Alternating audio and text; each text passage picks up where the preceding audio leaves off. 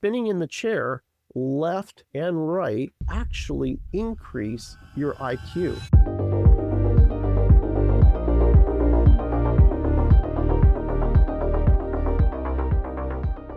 Bill, welcome to the podcast. This has been a long time in the making, and I'm very excited to host you today. Oh man, I'm so excited. Talking to you, it's like your audience is like so perfect for this. It's so exciting to be able to give them the things that we're going to be talking about today.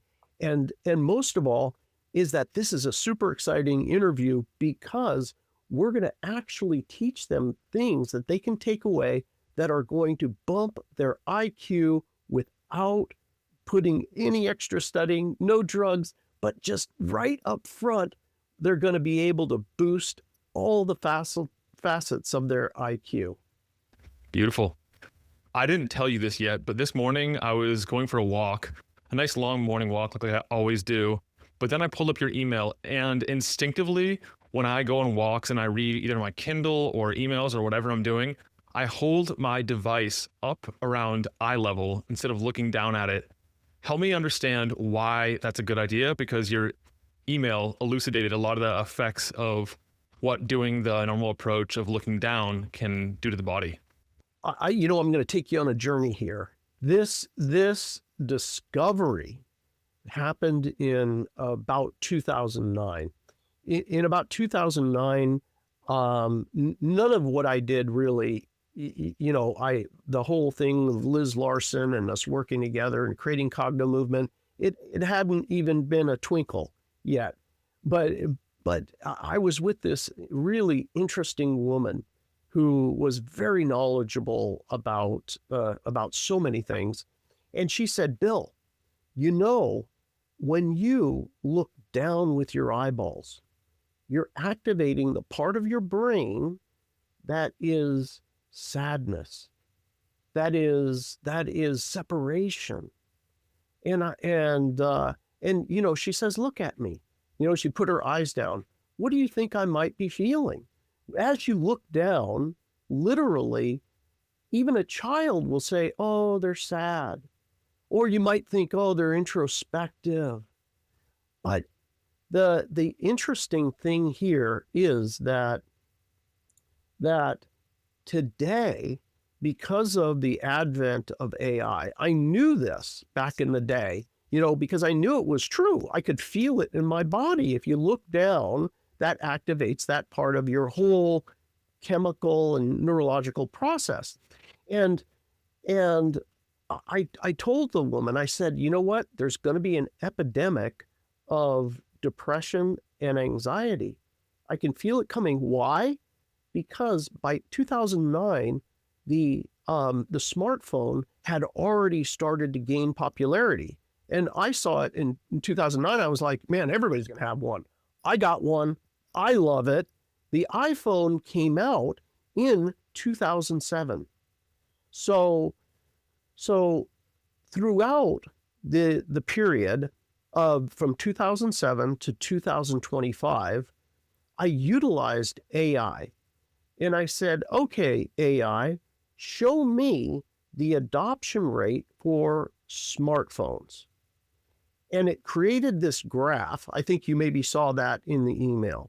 And this graph is just like that.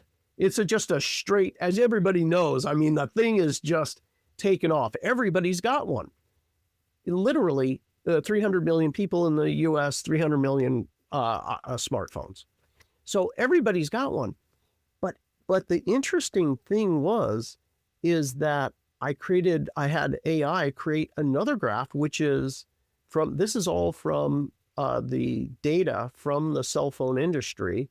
How many hours per day do we spend on our phones, looking at our phones? It's way more than you think. It's like, I had no idea, but for an adult, normal person, it's around 8 hours and 9.5 for kids, teenagers and what have you. It's like crazy. And this is an average based upon the entire population. So we have the graph for amount of hours per day looks like this. The graph it'd blow your mind. The graph for depression and anxiety diagnoses in the United States, lockstep, absolute lockstep with this. And even in the teenagers, it's more. But, everybody had thought that, it's because of social media, blah, blah, blah, and I'm not saying that it's not, but it's literally, everybody knows it. A child knows if you look down, you're sad. So this is more than just activating the part of the brain.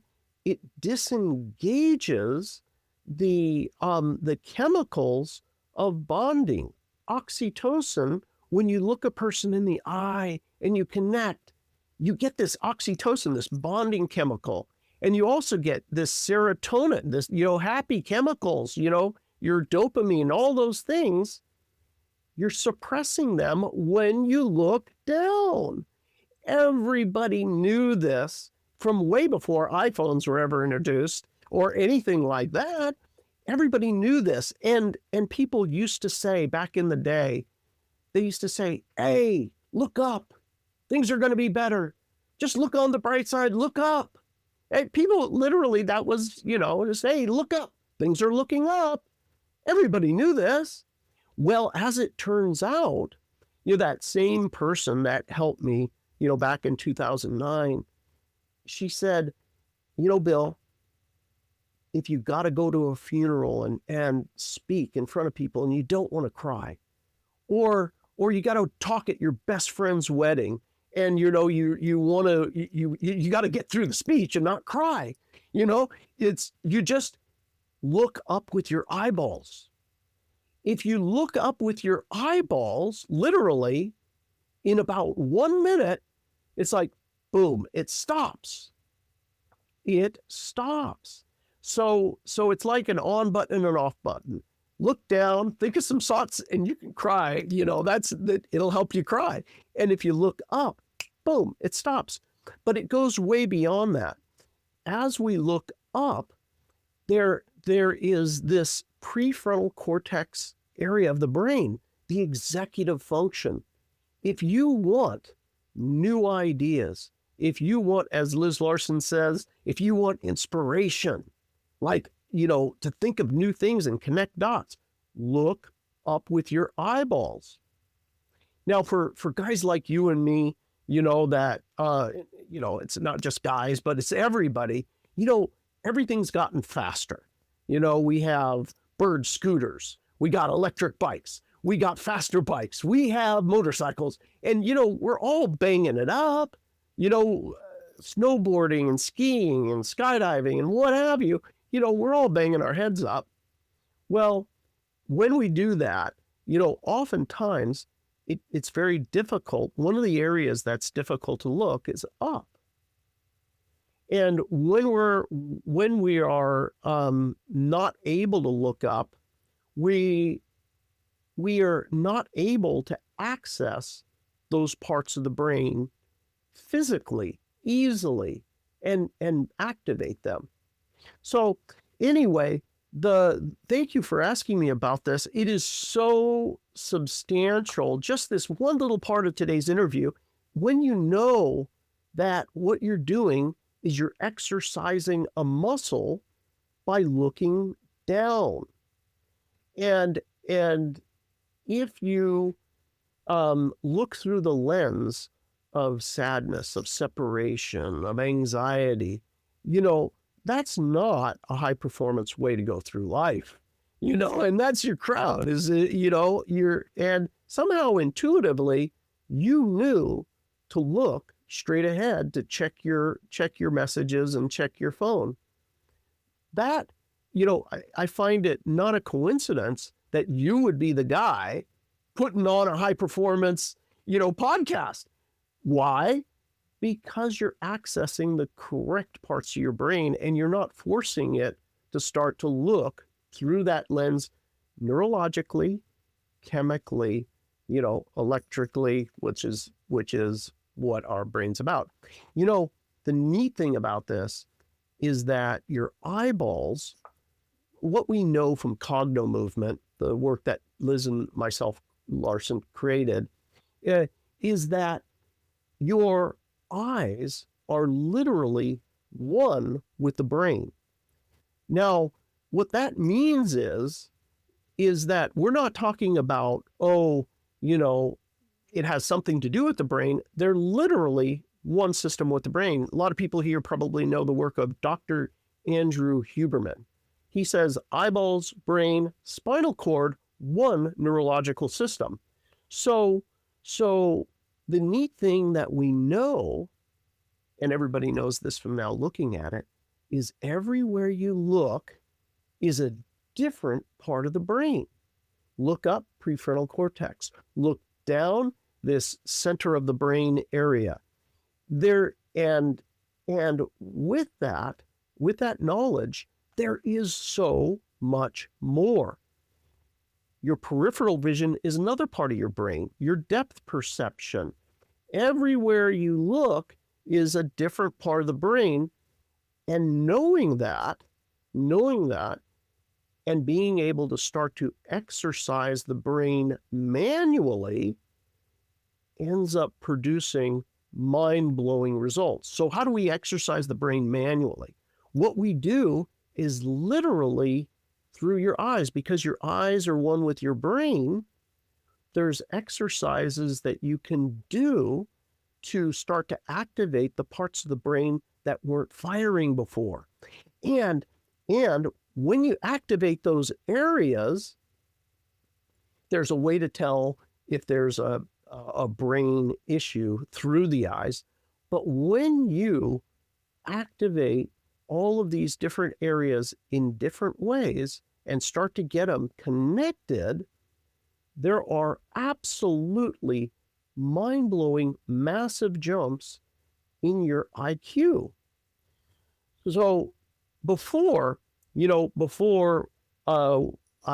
days of Cogno in the Cogno movement, in the early days, we knew that, oh my God, people are going from like proverbially, they're like army men crawling through life. They're scraped up, they're crawling through life. It's so hard. And we saw people going from crawling, proverbially crawling to walking to running to flying through life. And these people, either emotional injuries or physical injuries or whatever happened in their life, but they go through this evolution by doing these exercises. And we saw it happen, but we didn't have the science. And I was always telling people, man, it works. Look at Joe over here. He was a billionaire and lost it. And he was screwed. And now we got him online and everything's going great. And he's a billionaire again. But today, with the advent of AI, we're able to here's all the exercises we do. And we're able, through deep research function of AI, got access to the National Institutes of Health database. And as it turns out, everything we were seeing with each exercise was actually totally valid. And with that, we're able to actually get, this is one of the things that I had pointed out earlier. These are what they call submodalities of the IQ. Your IQ is made up of many things, like your working memory, your processing speed, your focused attention, your cognitive flexibility, right? All of us have seen somebody who's not cognitively flexible. You're kind of like, it's a little bit challenged, because they got one point of view and can't change it. Well, anyway, we took our exercises and had all of the research at the National Institutes of Health. Just a summary here, that a gain in your IQ of somewhere, like they say, a moderate increase is 5 to 9 points. Below 5 points, really nothing. 10 points or greater is considered clinically significant. Clinically significant. That's evidence in clinically of something is materially changed permanently within your brain. Get this. Working memory. This is National Institutes of Health from the exercises. And this is just one of the exercises. Now, cognitive movement is made up of many different exercises. Vestibular stimulation, bilateral stimulation, very long list. But this is just one. Each one is just one of the exercises. Working memory, 19 points improvement. 10 is clinically significant. This is a 22% gain, but I don't believe 22% gain, I don't think really puts it into perspective. But processing speed, 22-point improvement. Faster. And we see this translate to athletics as well. It's so we work with Olympic athletes, you name it, MMA guys, professional cyclists, that are for the Olympic teams and volleyball players, these sorts of things. So the processing anyone speed, who's making decisions yeah, needs fast processing speed, which every modern human, actually every human that's existed, makes a lot of decisions. So it's really universally applicable. Exactly. Yeah, universally applicable. So the speed translates to physical response time and correct action. Very important. And their cognitive flexibility. Oh, focused attention. Okay. For everybody that's on this, anything that you're going to accomplish, whether it's athletically or if it's intellectually, focused attention. 34-point gain. Crazy levels of increase in your ability to focus. No drugs, just exercising your brain. Well, that's like one of the most common use cases for meditation too, is like focused attention meditations. But this is not something you need to have willpower to do day in and day out, and doesn't take years or decades of training to experience the benefits of, it sounds like. Exactly. What it takes is consistent effort with doing the homework. And when you do the homework, it works. So it's fairly simple. It really helps to work with a professional, that, as a practitioner, because to the nuance of it, to do it correctly and get the benefit. So you're not just kind of spinning your wheels. And cognitive flexibility, 15 points. Still crazy good. That is a lot for, you said this is all from one exercise? No, this is, these are different exercises. So we put in, here's all the cognitive movement exercises, there's a lot.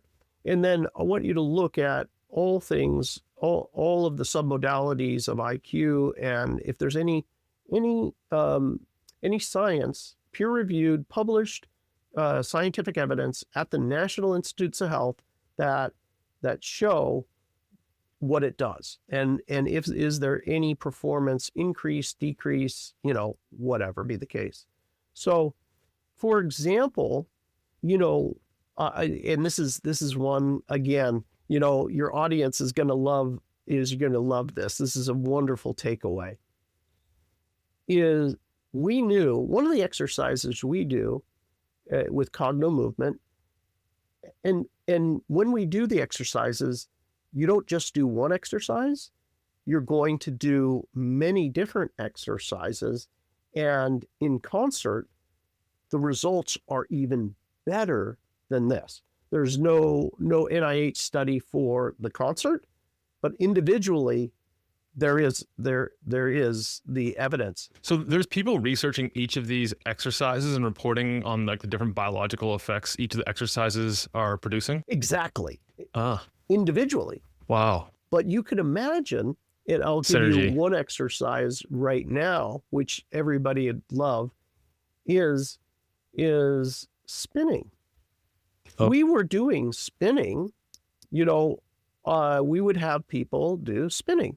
Now, word of caution, you start spinning. I don't want you to fall down and hit your head on the coffee table. But if you do it in your office chair, you can just start spinning around in your office chair. So, or if you create yourself a big plushy situation where you can spin and there's no chance of you hitting anything or, that sort of thing, obviously, that's another great way to go. But spinning in the chair, left and right, it will actually increase your IQ.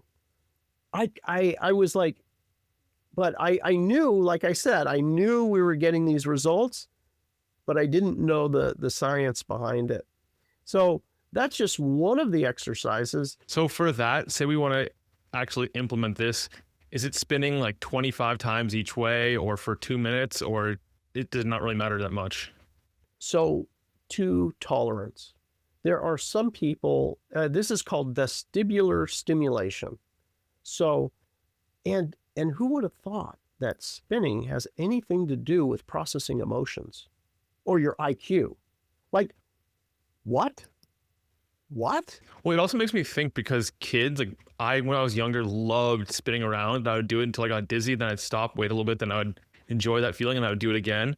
So it seems like there's a lot of like built-in intuition around like these types of things help the body and the brain develop more effectively. But of course, as we get older, we stop doing these things. So I'm curious how many of them are like intuitive to kids, but then adults ridicule them for whatever reason. You're dead on. They know they like it, and it's innate. If you let them go, they'll do it. I was like you. Get me on that thing on the playground that spins around. I'll just get on that and go. But yes, and we don't do it. How many people do it? Some people that are dancing do it. The whirling dervishes. You've seen the Turkish whirling dervish? Yeah. People think, oh, I don't know, they've got their own customary dance. They wear the white robe and they have the hat and they help to side and just start spinning like crazy. And the interesting thing is, the reason they do it is for what they call like a divine connection.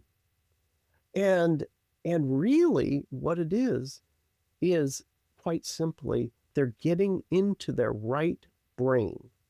The right brain is the creative portion of the brain. They say it's your interface to the cosmos. It's the unlimited with the right brain. So, but the specific spinning they do basically puts them into the right brain. So one way is left brain, the other way, right brain. So you're creating this balance and stimulation. It's absolutely fascinating. This also makes me wonder if someone who gets car sick or seasick or something like that would benefit from like a little bit of this training added to their days. A lot of different things can make one, seasick or motion sick, that sort of thing. But the way that we do it is you start off like, okay, can I make one spin? Can I just rotate one time? That's all I got. What you want to do is be right on the edge of like, right that edge that we're all so familiar with. You just take right to the edge and you stop. That's it. And tomorrow we do one. Maybe day 3, can I do one more spin? Now I'm doing 2 spins to the left and 2 spins to the right. For your typical, your typical person, they can do a lot more. Obviously, again, do all this with caution. The easiest way is your office chair.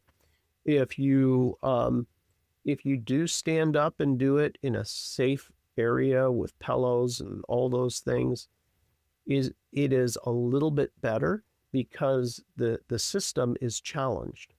You just enough where you're a little wobbly and your system's trying to regulate. That's a fun one. Yeah, it is a fun one. And most of all here, it's the concert. When you combine all these different exercises, your peripheral vision, your depth perception, your eye movements into areas that your eyes don't want to be, what happens is that you're coming at it from all different directions and starting to create all this interconnectedness, and your balance gets better. The fear of, risk of falling, fear of falling, you find your stand up straighter, and you're able to see the things around you and to be able to connect with the environment. When we have, for example, you've heard of Dr. Daniel Amen of the Amen Clinics? So I refer a lot of people over to Dr. Daniel Amen for the tests, because if you can see the brain, you're that was one of his big gifts to the world, is that the psychiatrists are the only doctors that don't look at the organ that they treat, the brain. So one of the gifts, though, that he gave the world, because he scanned several 100,000 brains now, is that he was able to physically see that a emotional injury or a physical injury looks the same on a brain scan. It's like, oh my God, like that time that your lover cheated on you, the time that your best friend, something bad happened to him, or you got fired, or you did something stupid like jump out of a plane and get yourself a concussion or something, martial arts, or boxing, you're getting banged up. Well, interestingly enough, because these injuries are physical, and we know from the work of Dr. Andrew Huberman, Dr. Andrew Huberman from Stanford, that everywhere we look, is these eyes are directly connected to the brain. And the places that we look that maybe your eyes don't want to go, maybe they have something where, they start to jitter. You see blurred vision, double vision, all these things. We think, oh, it's my eyeballs, Well, actually, it's a part of your brain. And the cool thing is because we can see the disturbance, and anybody can do this. I'll show everybody right after this how you do it. Is that when this comes online, where the strain goes away, the double vision goes away, or whatever it is, it's not really this, it's the brain. And that is how we're getting these levels of focus and performance and that sort of thing. But I promised that I'd give a Cracker Jack box, prize. And if everybody is interested, if you like, I can show everybody. This is how you can kind of start to tell what part of via your eyes is maybe not optimal with your brain. So this is extraordinarily simple. You just put your head forward, straight and level, and you lift your eyes up to the ceiling, and you're looking up at the ceiling and rolling your eyes across the ceiling. You're physically looking at the ceiling, and very, very slowly, you begin to crawl, having your eyes, meaning looking down the wall extremely slowly, all the way down to the floor. And then you very, very slowly will look across the floor. You're going to notice where your eyes don't want to be, where your eyes are strained, where they feel maybe a little pull, or it's like, I don't really want to look there. You'll notice that your eyes want to quickly jump past an area. And when they want to do that, that is where the money is. That's where you can get additional performance. So the trick there is to go very slow, because otherwise you won't notice where your eyes want to jump quickly to the next area. You won't really notice it because you jump by it. The other thing is that, and this is why working with a practitioner is great. You can do these exercises. We have self-help, do-it-yourself videos, which, is kind of the starting place. But when you work with somebody, what you do is you, as a practitioner, so I'm going to have you rotate your eyes, and I'll take a look. And so the audience can kind of see what I'm talking about. Yeah, you got to watch the video version of this to see. Okay. So start. So you look up. 12 o'clock. You look up and then begin rotating your eyes. See how that jumped right there? And this is for the audience. Did you feel it? A little bit, not really. Okay. Go ahead and move your eyes.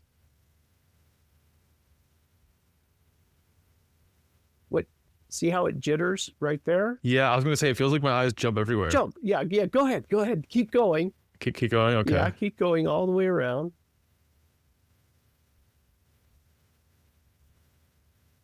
And you keep your head level so we could see your eyeballs. I felt it right there. Okay. Yeah, surprisingly hard. Okay. Yeah, so, and over on your left side, you're like, yeah.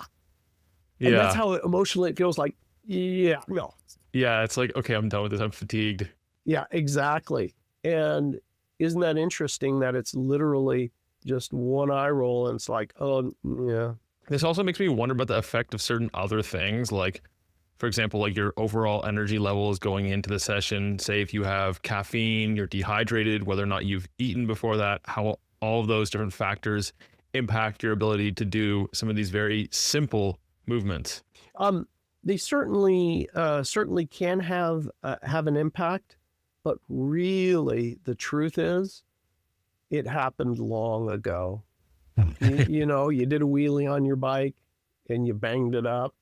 If you had a surgery and you had some sort of issue with anesthesia or anesthetic or whatever, it could be chemical, it could be emotional, it could be an actual injury physically. It could be so many things that will cause it. But as you said, your brain interprets them similarly, and so they show up as dysfunctions in the brain scans anyway, so it doesn't really matter the form necessarily, because it's still going to have a similar effect. Exactly. But and the way it kind of shows up in our lives is, so many things. Like, for example, financially, I cannot get it together. I try, maybe it's hard for me to read, and focus on a document. My mind wanders. I can't remember certain things. It may show up like kind of a low grade, like I just don't feel good. Maybe I don't feel good about me. Or relationships. oftentimes it shows up within relationships like, you know what, people are just like that, and, I don't trust them. Whether it's your business partner or whether it's a romantic relationship, the lower down our brain is functioning, meaning not at optimal, the more you're going to have conflict, the less peace you're going to have in your life. And it shows up, you might say, like, how'd you end up in that lawsuit? Well, I'm just a really, I'm going to tell people what, I'm not going to let anybody step on me or not. There's people who've been doing business all their life and they don't get in lawsuits. But it really has to do with perspective. It's so interesting. Now, we just did a rotation, and that was one aspect of what we do in cognitive movement, which is your focused vision. But there's also your non-focused vision, your peripheral vision. And you'll find that, especially if you've had a lot of traumas and things in your life, that it'll shut down on one side. It may stay open on the other. But with these lawsuits or divorces or whatever, what happens is the peripheral vision starts to, or, getting punched in your head, your peripheral vision starts shutting down. And with this, emotions follow the physical. As your perspective shuts down, your perspective shuts down. As people age, there's a vibrance. When people are young like you, it's vibrant. You want to be around them like, yeah, we're going out and getting it, And you meet a lot of older people like, meatloaf, on Wednesday, and it's at Denny's, and I'm going to, we got to get the special. But they're not all that way. You can open up your peripheral vision, and with it, you have a whole different feeling. This like, because your audience is very active, you probably, this is something you relate to, is like you watch MMA or, stuff like that, and you see occasionally you'll see somebody like, throw an uppercut and the guy's just poof. And you're like, you should have saw that coming. It was slow motion. It was so easy. What happened? It was like, literally blocked. Their peripheral vision shut down. So that's the area to come in on when you know this about it. But that's just the physical aspect of it. When we open this up, the best way I can describe it is from a very practical standpoint, everybody here has probably been on vacation to somewhere that they always wanted to go. It's like, oh my God, or it's a concert, where you were like, oh my God, I can't believe it. We're going to go see my favorite band. Ah! And you finally get there. And if you remember getting off the plane and being in that city or being at that concert, and you're like, your peripheral vision opens up and you're taking it all in. Remember the feeling you had?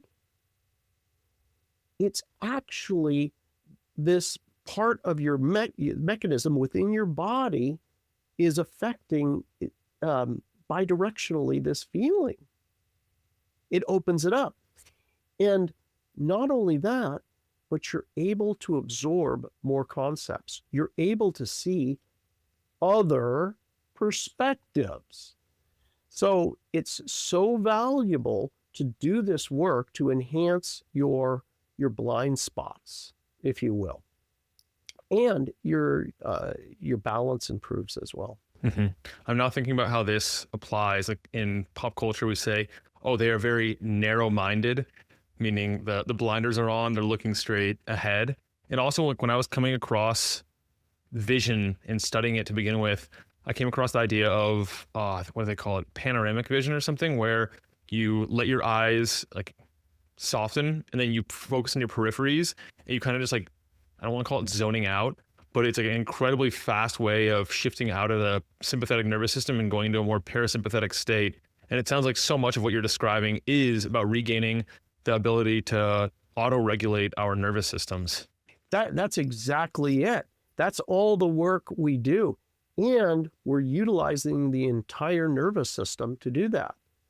We have exercises we do with a ball, and to be able to smoothly track the ball and where it is in time and space, and doing exercises that include your spine and stretching your spine with a particular eye position where it doesn't want to be.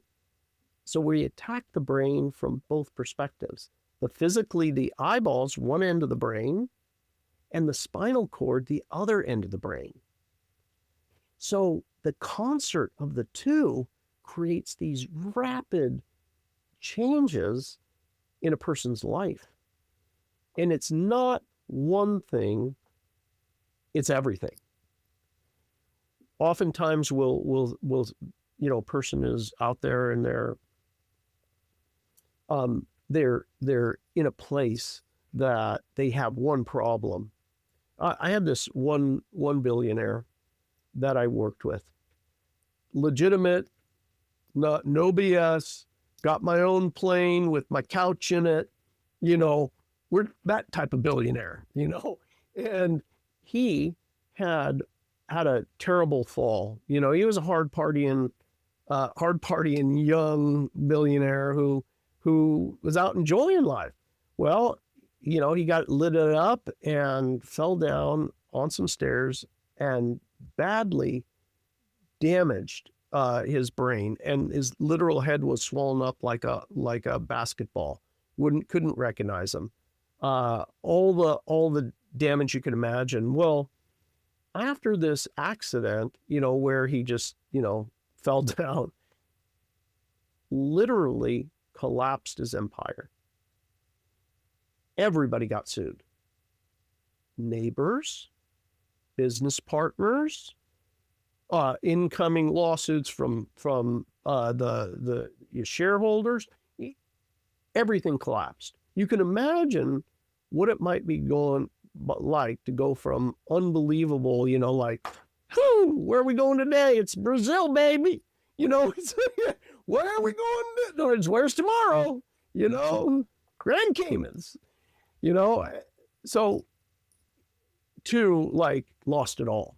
And not only lost it all, but lost it all within conflict and anger, filled with anger and rage and irrational thinking. But, as Dr. Daniel Amen says, people look at behavioral issues and think that, this person's just bad, not behaving well. It's really a physical brain issue. And he had damaged his brain so bad, it was horrible. That's how life was for him, his interpretation of it. But anyway, fast forward, finally we met, and we worked together intensely.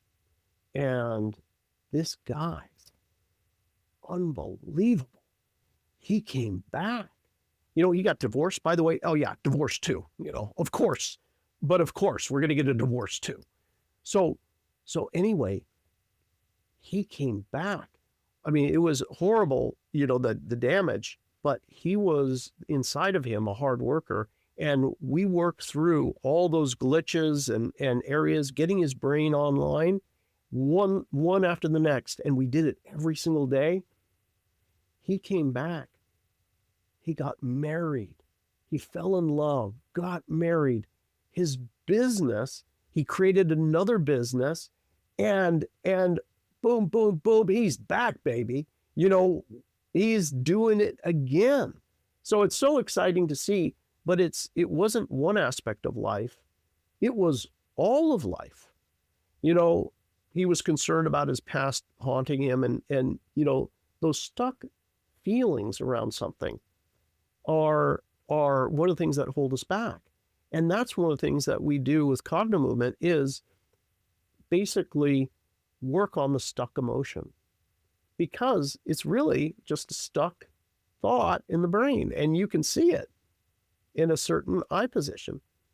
So anyway, my point is that it's not just IQ.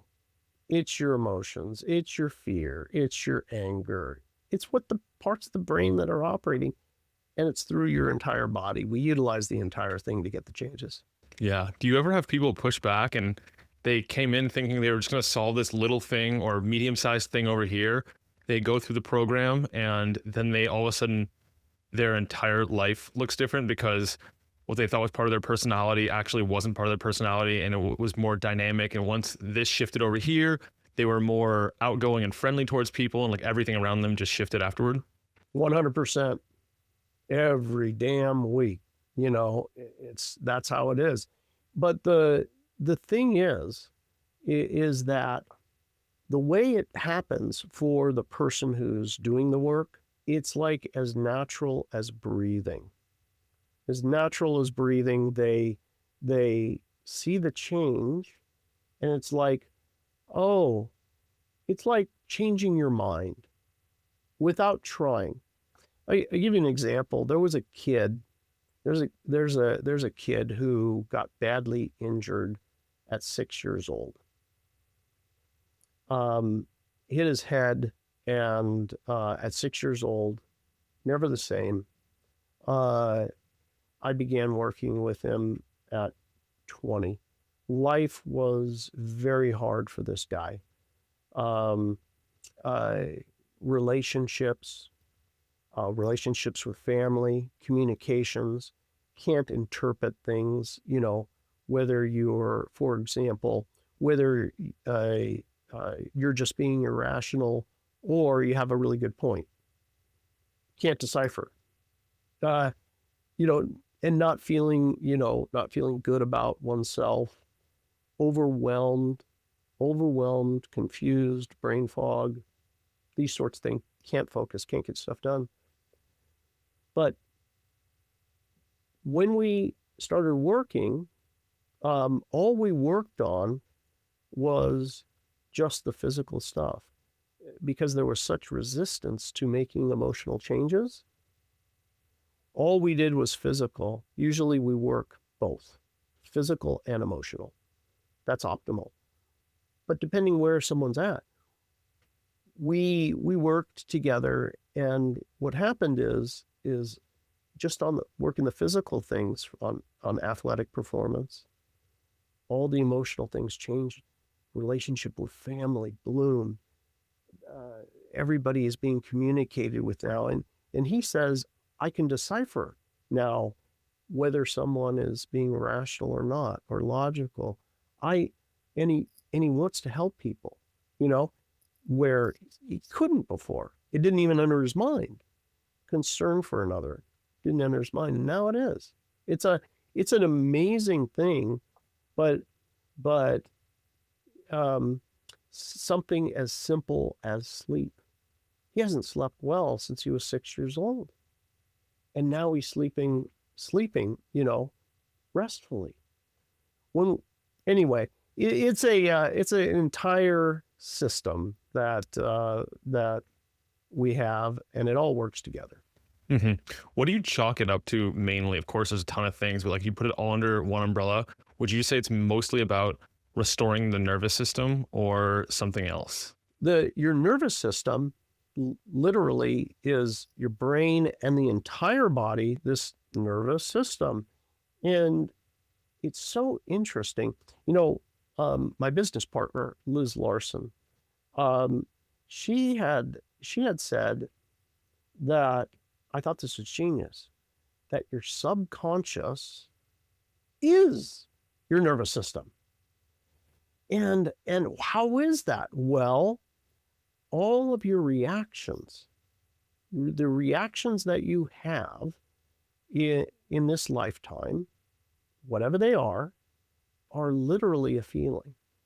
And this feeling we get, whatever feeling it is, we'll think a thought equal to the way we feel, and then we act it out in the world. I feel this way, I think this way, I will do that action. And that goes from ice cream. It's 10 o'clock at night. I'd like to get after that pint of ice cream. Sounds real good about now. Yes. Okay. Well, it goes from that to your love life, to your, I can see making $10 million in my lifetime, but $100 million, that's a big issue. No. Then I've got a security issue and no. Or, you know what? Maybe it's, if you have more than $10,000 in your bank account, then, there's the starving people in the other parts of the world. You're not a good person because you got this money and they don't. You should have been doing, so you get rid of your money, or it could be anything, because, myself, I didn't understand all this.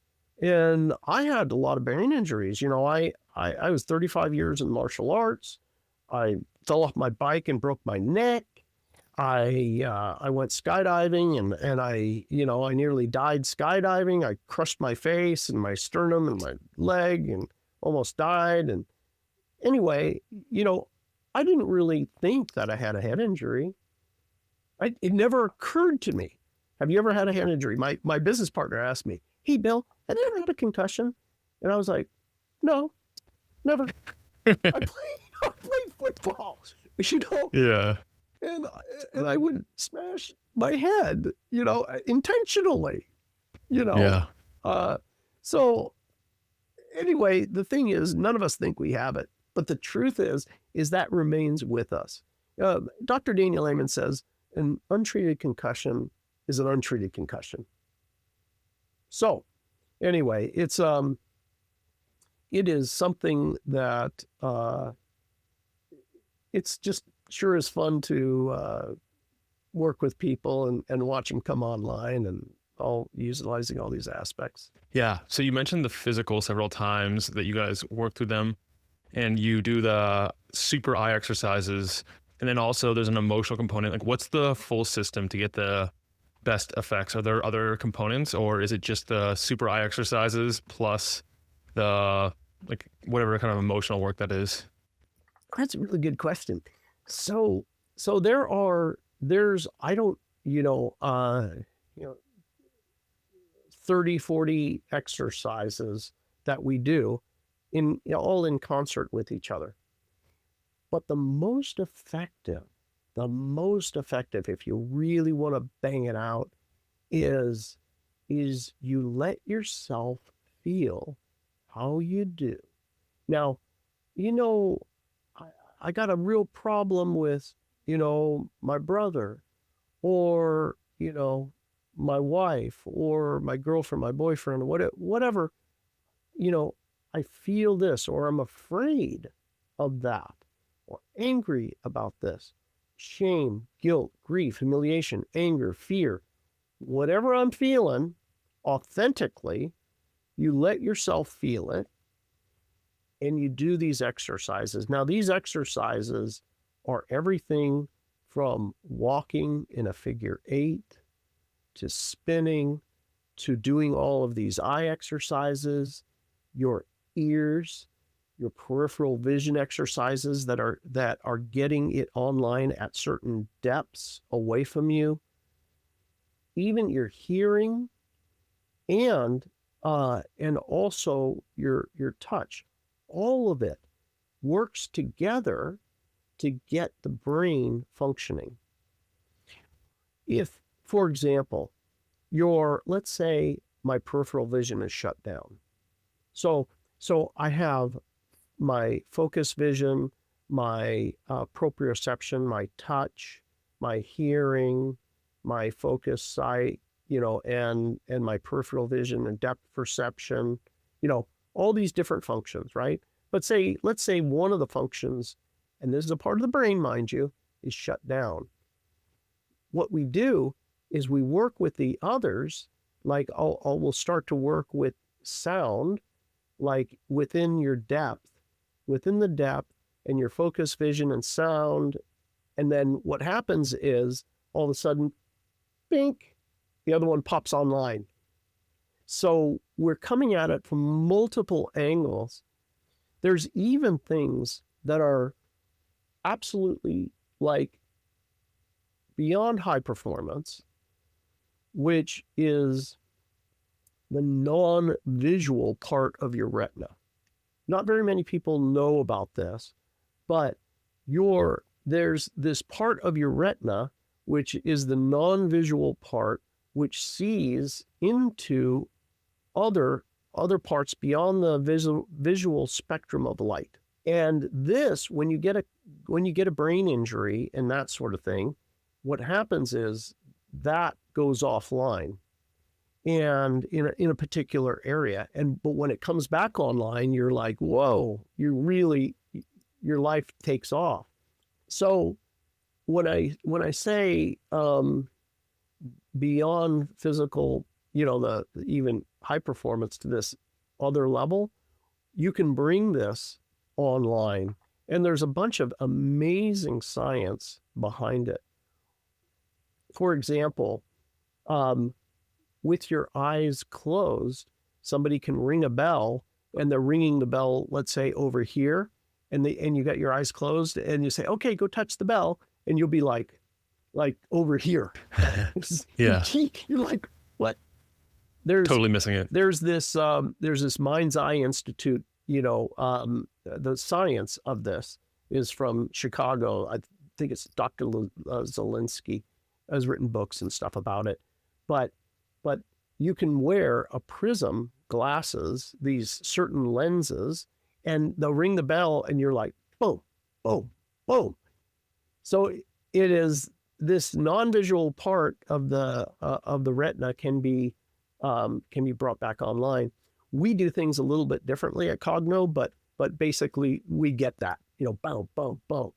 So you can, there's things you can do to really enhance your life. And this is the part of the brain, maybe people have seen this. There's one school in Utah, there's another one in England where they have the kids blindfolded and they're reading with the blindfold. Yeah, have you seen that before? No. Oh man. Yeah. Well, anyway, it's just outside of Salt Lake City. Amazing. When I was learning about neurolinguistics, I learned the acronym VAK, visual, auditory, and kinesthetic. And it seems that people get the best results when, as you do in your program, they combine some assortment of the three. Yeah. When you combine all three, what you're doing is you're basically these different ways that you learn, right? You're learning through, visual, kinesthetic, and auditory, and one can help out the other. That's what we found. Plus, there's a lot more than the early days of NLP. Today we know about all these other functions and ways to bring it online. So do you see that certain people, say the ones that are visually dominant, respond better to like the eye exercises, or is it pretty universal? Everybody's a little different. Some people are stronger in one capacity than another. And because of that, we'll utilize all of it in concert. So we'll find the area that the sense that we can utilize to help stimulate the others and to bring it online. And then also, Bill, have you heard of people with, like, say, physical eye issues, like, say, vision issues, experiencing any benefit to their vision from using this kind of system? So there's things that I can say and things I can't say. So we don't cure any named disease, physical or psychological. There's no, we're doing exercises that will stimulate the brain and build mental acuity and athletic performance. Now, as you bring your brain online, this is a brain thing. Because the eyeballs in the brain are one, people see changes in their vision. But it's really just a brain thing. I'll tell you a story. This story happened many years ago. I don't know, maybe 2018 or 19. There was a woman. I was doing a training, and I train a lot of doctors and therapists and also regular people, just ordinary person can be a cognitive movement practitioner. But, obviously there's people out there that are professionals that are working in the field. But I had an ophthalmologist who came to the practitioner training. And during the practitioner training, he at the end of the practitioner training, the live portion, there's a video portion and there's a live portion. He said to me, "Hey, Bill, I told everybody I need volunteers because I need the practitioners to practice on somebody." And he said, "You need people for us to practice on?" And he said, I said, "Yes." And I said, bring your hard cases. Bring the cases that you have no solution for." And he looked at me and he was like, "You really sure about this?" And I said, "Absolutely. Bring them on. The worst of the worst." So I didn't know what I was stepping into, but being ignorant but I knew the stuff worked. So he ends up bringing in this woman, and this woman is basically, she's blind, and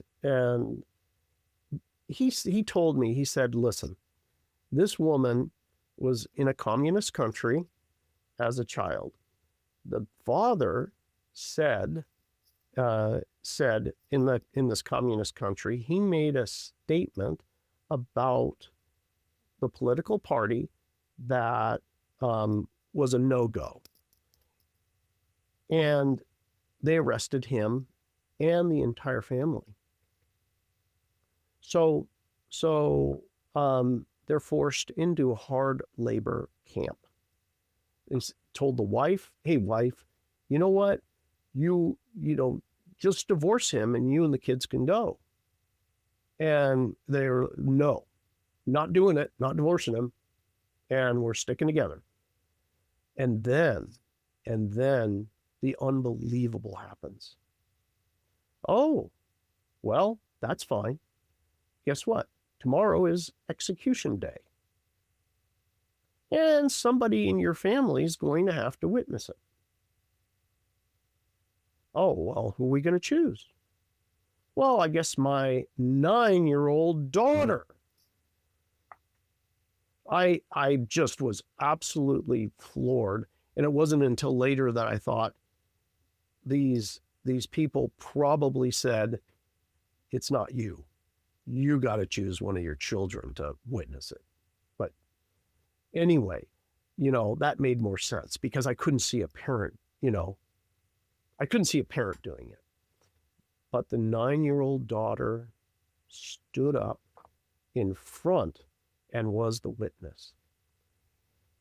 And they pulled out a firearm, shot the person, the blood spilled onto the little girl. She passes out. Wakes up blind. 9 years old. Hit the fast forward button. She's now 50 years old, living in the United States. And the doctor that invited her in said, "Hey man, if you say word one, that this is related to the execution, she's out the door. Okay, well, what I'm going to do is, and that would be the approach that I would have taken, Yeah, but was the clearly. emotional. But I just, oh, okay, got it. I can go at this from the physical. So what I did was she came in the door, and when she came in the door, I thought, I'm screwed, because she had this visor on, dark glasses, and we had all the drapes drawn. There was just a little bit of light in the house, and she was like, oh, and she was like shaking and frail. Most days she lays on the floor to try and get by, because vertigo and all this stuff. So they had done work on her with acupuncture, and they got a partial, little bit of vision in one eye, but light was overwhelming. Like literally, she couldn't be in light. So hence the dark glasses and the hat and all this stuff, and having to be helped everywhere. Well, anyway, she sits down in the chair and she takes off her glasses, everything. I said, okay, we're just going to go a little bit at a time. And we worked with the Cognitive Movement ball. I'm going to have you to just track this. And she, I started moving the ball, and boom, she had like a seizure. She could see part of it, and she had this seizure, like, oh. And I just, okay, slow down more. So we slowed down, and we did these exercises where I was like, okay, we're just going to bit by bit, that part of your vision that you have, we're just going to have you to track this ball. And I was just trying to keep her out of seizures and to do these exercises. And the exercises were visual, and there were also some of the walking exercises that we do, and some neck particular position things. Anyway, bottom line is, I thought when I went in this, because of her reaction, I thought, she's so bought into this, there's going to be no way out. There's a huge value. When somebody's so exaggerated into it, like, oh, you love this problem. You're not letting go of this problem. It's too value. It's a personality now. It's probably an hour and 15 minutes later, the glasses are off. The hat is off. She was actually in the front yard laughing in the sunlight. Wait, this is after one session? That was one session. That was one. Yeah, it was crazy. Her vision came back and that sort of thing, the whole thing. She was ecstatic, crying. It was incredible. But again, it wasn't about, it's called hysterical blindness. But, we're able to get to the parts of the brain to just help, just to wherever that stress, that she couldn't use her brain. So that's all we did.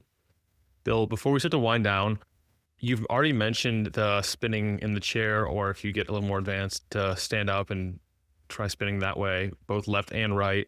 You've also mentioned a test that we can do, a non-medical test that we can do to see how our nervous system is doing and where in our field of vision there might be disturbances. Are there any other things that we can do either on a walk or add to our exercise routine or something to help smooth out some of the nervous system, for lack of a better word, stuckness or disturbances? Yes. So your audience is really, they're getting a full, it's an entire Costco Cracker Jack boxes. It's not just one Cracker Jack box. You get a bunch of Cracker Jack boxes. I'll give you the next one, okay? So the next one, this one is free. And you can go to Google and type in Labyrinth Locator. Labyrinth Locator. Now, I think it's .org, labyrinthlocator.org, I believe. And a labyrinth is there's something like 8,000 of them around the globe, or 9,000 now around the globe. And people used to think that a labyrinth was some sort of sacred thing. And the reason that people really felt it was sacred is people would walk a labyrinth and they would have epiphanies and resolutions to problems. They would have their prayers answered. But that sounds kind of like crazy, doesn't it? Well, Yeah. until you understand the neuroscience of the labyrinth. So again, this was an amazing piece of technology that the woman that I had talked about earlier, one of my teachers, had educated me on. A labyrinth is not a maze. A labyrinth has one pathway. You literally walk the labyrinth and it will force you to make a U-turn to the left. You walk a little further and it forces you to make a U-turn to the right. And every time you do a U-turn, you force your nervous system to use the opposite lobe of the brain. So you might be a person that is extremely logical. And then when you walk, and you might be under high stress. Logical people tend to be high stress, but there's no stress over in the right brain. So by walking the labyrinth, all of a sudden, for 50% of the time, I'm in the left brain and then I'm in the right brain. I'm giving both of my parts of my brain an opportunity to look at a problem. Now, when you walk the labyrinth, if you walk it with an intention, you know what? I want to do this IPO and I'm not sure who to go with. I want to run this marathon, but I'm not sure, or you name it. I can't stand my girlfriend, or can't stand my husband, or, whatever. Bring your phone with you. You bring your phone with you and get ready to make notes, because you're going to walk this thing and all of a sudden, boom, new idea. Boom, resolution. Boom, one after the next. And this is basically a natural way to start to get your left and right hemispheres going. I have my clients that are really into, having their business perform. And I give them this homework to do, daily. So they're out there doing it. And really what it is it just helps you to start firing. These labyrinths are free. You just put in your zip code and how many miles you're willing to travel to go to get one, and there you go. So if you can't do it, let's say I'm living in wherever, and there's, gosh, I typed it in, there's not one for 25 miles. Put 2 chairs in your living room and walk a figure 8. It's the same thing, but a labyrinth is better because it has different amounts of time, because you're walking for further and then shorter. Like, okay, I'll be in left brain for a little while, right brain for a long time. Right brain, long time, left brain, little time. It's like it varies it up. It's a really interesting piece of technology. So anyway, these are some of the roots of cognitive movement, and a few of the gifts there. There's a basic program. It's called Cognitive Movement Essentials. You can get it online on the website. That's a place to start where you can actually start to utilize this and learn just a handful of the techniques. There's also a practitioner program, which you learn all the techniques. It's 4.5 months of videos. It's in-person training. It's a lot, but those people are really banging it out. And also, if you guys choose to do the labyrinth exercise around you, make sure when you're taking those notes on your phone, you're not looking down, you're holding your phone up in front of you, to take us full circle back to the beginning of this conversation. Beautiful. Yeah. So Bill, if people want to connect with you, will you repeat that URL of where they can find your programs and your work? Because I think you have multiple different places to send people. Absolutely. Cognomovement.com. That's COGNOMOVEMENT.com. Cognomovement.com.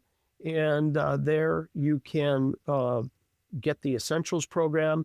If you want to book a 15-minute discovery call, that hey, like to get on a program and work together, happy to do that as well. And also there's information on the practitioner program there as well. All right. And the last question for today, if people have made it this far, what's the final parting thought you want to leave them with? Final parting thought is that there is so much more. There's a feeling to being you. Like, hey, that's just how I am. That's just how it is. And the amazing thing that I would leave you with is that there is a you that's crawling, a you that can walk, a you that can run, and a you that can fly. And as you go and you bring your brain and your nervous system regulated all online, you'll find yourself going through the steps to flying. And I know it sounds crazy. I know it sounds impossible. It's like, what do you mean? It's no way. But it's real. It's true. And simple exercises that you can start doing today. You've got some of them for free. If you do them and you do them religiously, you'll start to see it. Oh, I didn't mention or ask you, but what is the time commitment for someone working through the Essentials program, the exercises there? Are we talking 30 minutes a day or 4 hours per day or somewhere in between? So the homework that I give people, the Essentials program, I think is something like 4 hours of videos they're there for you. Different training on different things, the basics. These are really basics. But that's the whole training. But as far as the homework per day, everybody's a little different. And by that, I mean, they don't have the capacity, either in the amount of time or literally how exhausting it can be. Just like you got a little fatigued running your eyes around. Yeah. Well, you start off 3 to 5 minutes a day, and then you work up to 30 minutes a day. Or, the more you do, the better it works. If for the people that are really on an accelerated path that I work one-to-one with, we work up to about 3 times a day, 20 minutes per session. And this is an accelerated program where, they have a goal of whatever it is that they're looking to get, whether it is to have an optimized brain and nervous system, or maybe it's around, an Olympic hopeful situation, or. Yeah, that'd be like the equivalent of training camp, like summer training camp in football or sports, and it's working towards a specific goal, but the average person probably doesn't need to do 3 sessions of 20 minutes per day. No, but if they're popping off, 5-10 minutes a day, that alone will do it. Well, Bill, this has been a blast. I learned a ton from you today. Extra emphasis on nervous system health and regulation and working with the unconscious, the subconscious, and a lot of different ways of integrating these things into our lives and routines. Thank you for your work, and I look forward to connecting with you in the future. Thank you. Thanks for tuning in to High Performance Longevity. If you got value today, the best way to support the show is to leave a review or share it with someone who's ready to upgrade their health span.